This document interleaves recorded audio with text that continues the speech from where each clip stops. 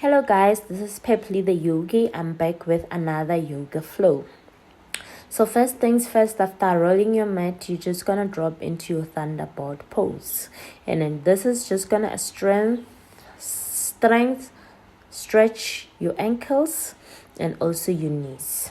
And then you can lean back onto your mat just to get that nice full body stretch. And also you're going to include your arms, your neck, and also your lower back to just get your body ready for this simple yoga flow workout. And when I'm done with my thunderbolt pose, I'm gonna go into my usual cat-cow pose. And on your cat-cow pose, you have to make sure your knees and your shoulders sort of make a 90 degrees angle. And then you're gonna arch your back, and then you're gonna drop it, sort of you flex it, you extend it, get that nice stretch on your lower back and your upper back, and also this improves your posture. So from my cat-cow pose, I am going to move into my child pose. This is a pose, this is how baby sleeps. So this pose is a resting pose, but also involves all the muscles in your body, from your arms, your upper arms, your shoulders, your back, your hamstrings, your ankles, your knees, and also your abdominal muscles. So when I'm done, I'm just gonna move from my child pose, and I'm gonna make sure I rest my chest on the mat. So to get all the benefits of the stretch, you must make sure your chest area is pressed against the mat, and make sure your arms are just stretched out straight to the mat. And then you're gonna hold the stretch as much as possible, or as much as you feel like you can hold it on. And then do not forget to control your breathing while you are busy getting this stretch going on. And then from this stretch, I'm gonna go back into my child pose again, just to get my neck flexed. And then I'm gonna, with my chin, just try to press it against my chest, make sure my forehead is rested on my yoga mat. So again, from my child pose, I'm gonna do my thread and needle, my arm to the sky, and then from there I'm just gonna put it under my body and rest it on the mat. So this is your thread the needle pose. Okay, so when you're done with this pose, you just get up and do it on another side. Same procedure. You start with one arm up to the roof, and then when you're done with your arm up to the roof, you bring it under your body and you rest it on the mat. All right, and then from there I'm just gonna thread the needle, the mat underneath, the hand underneath the mat, just like that. So this also kind of stretches your back of your shoulders, your shoulder muscle, and also your lower back at the same time, and also those arms are getting a nice stretch, and then they are getting toned, and you're gonna feel it in your upper arms as you do the thread the needle yoga pose. And then from my thread and needle yoga pose, here I am getting up from my mat, and I'm gonna do the cobra pose. If you know how a cobra stands on its body and raises its head when it's about to attack or when it's scanning the environment, this pose is like that. So you are imitating your cobra, and then you just make sure that your stomach is near the mat as possible, while your back is edged upwards, so you get the nice stretch on your lower back and your upper back. And then from there, you're gonna come to your downward facing dog. If you've owned a dog, you know how dog like to stand like this. So you are just imitating the dog on this downward facing dog. This also stretches your hamstrings and also the back of your ankle joints.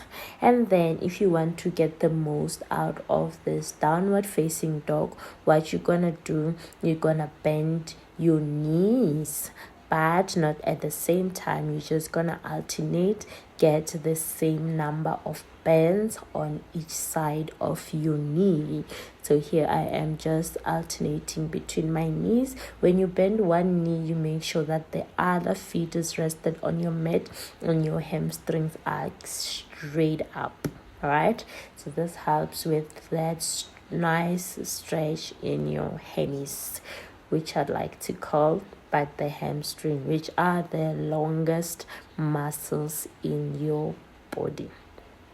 And then from my downward facing dog, I'm just gonna stand upright and drop my head to the floor just to get that nice flow of blood to your brain. Make sure the blood is circulating everywhere in your body. Downward poses, back bends also, and all these poses that makes you upside down increase the blood flow to your brain. So also this will reduce diseases like infarct, all those things where you don't have adequate blood in your brain. So then again, I am back on my thunderbolt pose, but I'm gonna add a little bit of stretching in my arms and my shoulders. So I'm just gonna roll my arms back and front in slow circles while also arching my back to the front and to the back. So then you're just gonna go slowly, try to drop your hips to your floor. So I haven't stretched in a long time. So when I was trying to drop my head to the mat, it was like a bit difficult. So I was like, okay, you must listen to your body when you're doing yoga.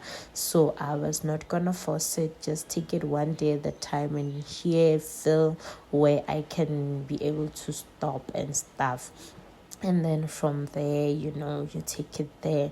And then, in 2 days, in 3 days time, it's going to be way better. And I'll be able to drop from my thunderbolt pose. And then from there, I'm going to do pigeon pose on one side. But the pigeon pose in this time around, I'm going to drop my elbows on the mat, and then I'm just gonna do small motions to the left and to the right just to open those thigh muscles, just to get an adequate stretch into those thighs, and to be ready for the split. So I'm doing the small motions from my pigeon pose, like I did a count of 10 on each side. So just control your breathing, slowly drop to the side, back upwards, back to the side. Just make sure you get that stretch and you can feel it while you are doing this pose. All right, so also your hamstrings, your glutes, targets your glutes. So if you want that, I know it's yoga and stretching, but we can't run away from the fact that stretching also targets your glutes. So if you want that nicely shaped glutes, you have to do yoga more often than anticipated. So from here, I'm gonna try my pigeon pose on another side. So here I am changing limbs, and I'm gonna do the exact same thing that I did on the other side. So I'm just gonna go move slowly side by side back into the center, and then I'm just gonna drop to the opposite side, just controlling my breathing with my elbows rested on my mat. nicely, stretching my hamstring, stretching my glutes, and taking it easy. This is a time where you get to listen to your body, listen to the pains that everyday living has exposed your body towards. And when you stretch, you are going to feel the tensions in your body, in your back, in your arms, in your neck, in your ankles. You're gonna be able to hear where your body is storing that negative tension, or where you are storing trauma or storing pain in your body. You do feel all those things when you are stretching. Stretching is also a time to listen to your body, to reflect, to be grateful for the body that carries you through turbulences of life, through everything in life that may go wrong, and also to just say, I'm grateful to be able to have time to do what I love the most, So you can use yoga for a lot of things. So as you know, again, back to default, which is my thunderbolt pose. So I'm going to stretch my hands, my arms, while rested on my thunderbolt pose. So here I am with one arm holding my elbow and stretching it to the other side, and then resting one hand on my back.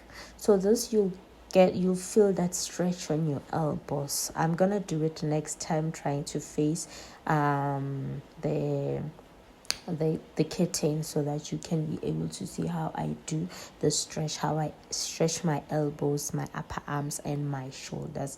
This is a very nice stretch, because usually when we stretch, we tend to neglect our upper body, especially our arms, our shoulders, and we focus mostly on our lower legs, our lower limbs. So then again, here I am just gonna try to reach for my ankles. And also, I haven't done yoga in a long time, so it's been a long since I uploaded, so even my motion is a bit less mobility, but I know I'm gonna get it back. It's just been rough. It's just been a lot of things happening in my life, so I didn't really have time to focus on one thing that I love the most. But also, muscle memory is going to work for me, and I know that very well. So after a couple of days or a couple of weeks, I am going to get my mobility back, because I have, even in the past, been in positions where I couldn't be able to stretch, but I know consistently I will be better than how I was before. So from there, again, you're just gonna go into your pose again, you're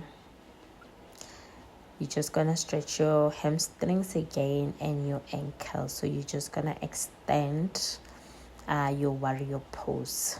So this is a warrior pose, but now I overextended my knee, and from there I'm gonna do my half split pose, and I'm just gonna get those hamstrings stretched out. And for you to get that nice intense stretch, just gonna need to rest your head on top of your knee, just to get that stretch nicely, so that when you come back and you attempt doing your split, you know that you've given your body the enough stretch and preparation in your muscles, so that you don't hurt yourself.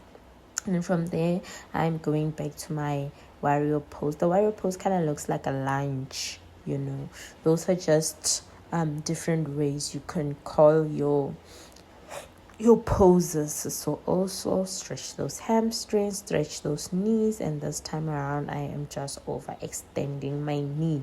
Instead of my knee and ankle making a 90-degree angle, they are a little over 90 degrees, but also it still works perfectly, So I want to get my splits as quick as possible. That's why I'm overextending my my lunge pose.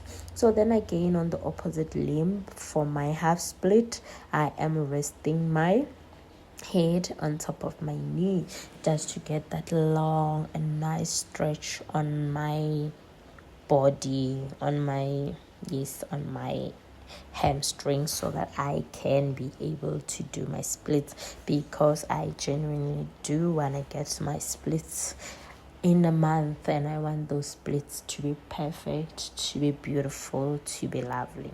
And then back to default again, I am back on my thunderbolt pose, and then stretching my neck also, because I want to get that neck, the tension on my neck that I've been storing for days, also to just get out of there. So here I am taking it. And also thunderbolts pose strengthens your ankles. So if you want strong ankles that can be able to withstand wearing heels and every day, this is a stretch that you must try. And then that's it from me. Thank you so much for tuning in until this time. Love you. Bye.